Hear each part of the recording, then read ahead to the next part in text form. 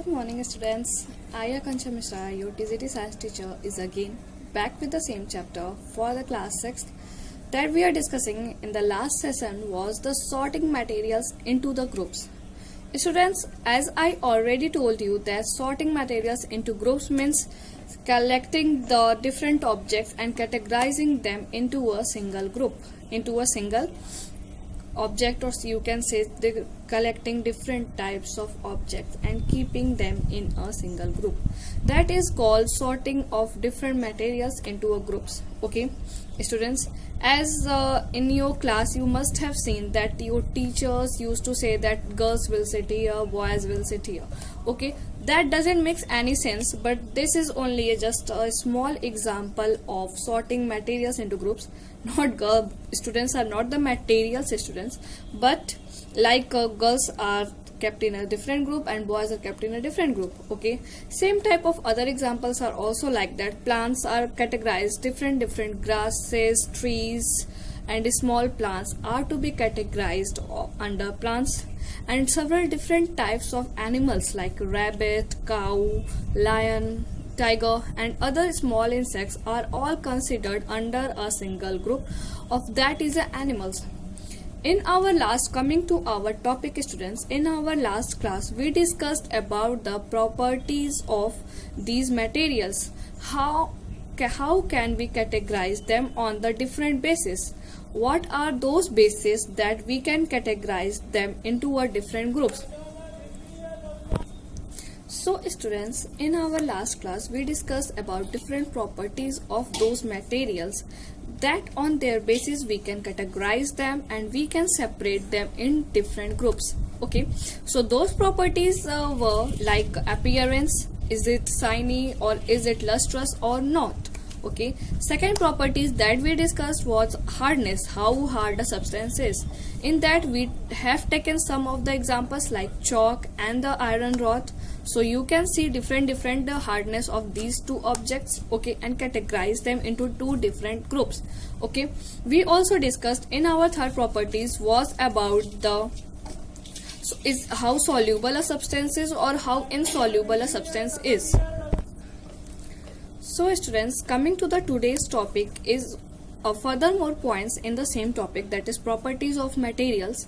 So now today's topic is about the how transparency. Okay, how transparent a object is. First, before going to this topic students, we need to know what the transparency means. Transparency is a simpler term that we can look from one side to another side through it. Okay, then that object is called to be transparent. Okay, like whenever you take a simple plastic, you can see from one side to the other side, it is called transparent. Like specs glasses and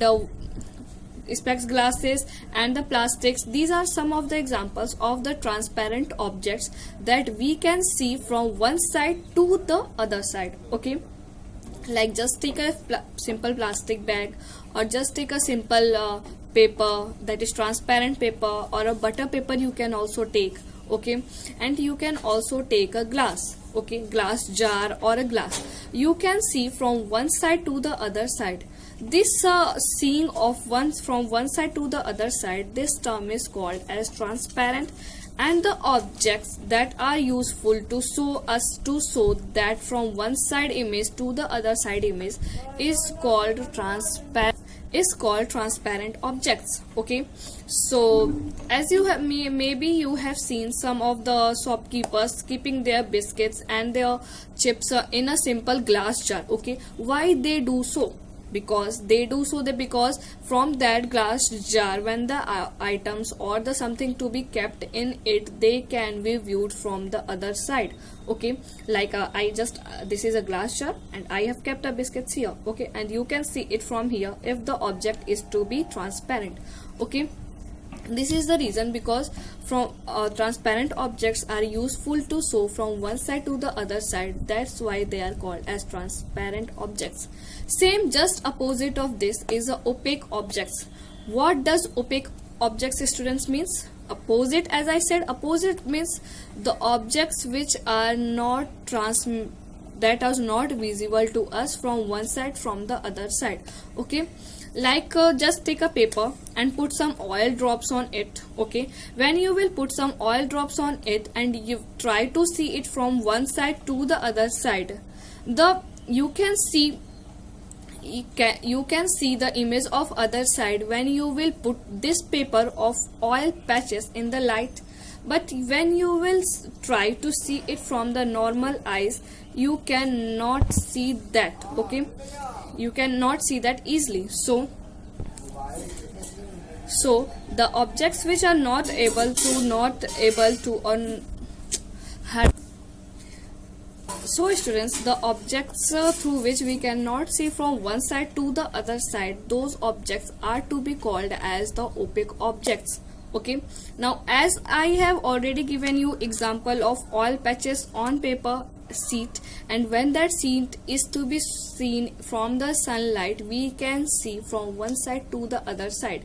But when we will try to see this sheet of oil patches by a normal sight, in a normal view, we cannot see those images from one side to the other side. Okay, so what this is called now? This is a translucent objects. Okay, translucent objects means we cannot see them through a normal eye. Okay, but we can see them clearly from one side to other side by the help of a sunlight or by the help of any light medium. Okay, so we students, in the properties of materials, we have discussed one properties, that is the transparency, and in that we have discussed about 3 points, that is transparency, opaque and the translucent. Okay, in the transparency we can see from one side to the other side easily. In the opaque we cannot see from one side to the other side easily. Okay, in the translucent we can see from one side to other side easily, not easily, but with the help of any light or with the help of sunlight medium. Okay, so this is about the transparency properties of materials. Okay, last but not the least students, there is one more properties of these materials, is their floating or sinking. Okay, floating or sinking means, floating means तैरना and sinking means Dumna. Okay, any object that has characteristics of floating or the sinking is also kept in some type of a group or some type of a characteristics it have. Okay, now coming to the point, that is floating or sinking, as I have given you example of sand and oil in the soluble or insoluble substances. Okay, so just take that example. From that example we are going to discuss this point, that is when you are going to take water. Okay, in that water when you will add some sand and wait for it to settle down, what will happen? It will float or it will sink. The sand particles will sink at the bottom of the water. Okay, and will settle down at the bottom of the glass or whatever container that you are going to take. Okay, so if the sand particles are to be settled down at the bottom, they will call as sinking characteristics objects. Okay, or the substances. Okay, and when you will take that oil water and when you will put some oil drops on it, what you will see? Those oil drops are to be float on the